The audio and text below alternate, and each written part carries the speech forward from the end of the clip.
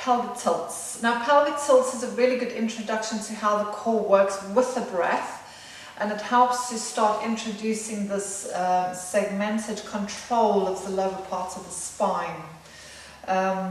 If you're doing a pelvic tilt right, you're going to feel this because it will leave you quite breathless. So Paul has checked himself, he's in a neutral pelvis.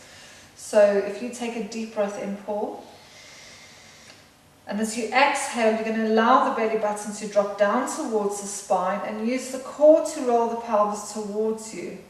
So Paul has tucked the pelvis in, and you can see how this pelvis is rolling towards him, but he's not using his bums and the back of the legs. You'll find that some people push and these muscles start activating, which means you're actually pushing and you're working your bums and your hamstrings, but you want the core to work. Now when you hold in this position, make sure that when you take your breath in, you don't release that. So you need to take a breath in through the rib cage.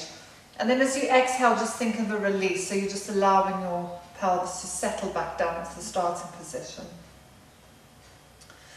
So if we do a couple more.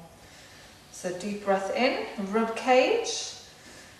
As you exhale, allow the belly button to draw in. So your belly button is actually doing the work. It's pulling the pelvis towards you. You'll see the pelvis. So imagine that cup of tea is going to spill over you. Inhale through the ribs. And then you just exhale as you release back down. And last one.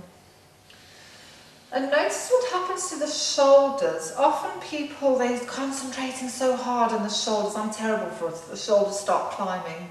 So just beware of keeping those shoulders nice and relaxed.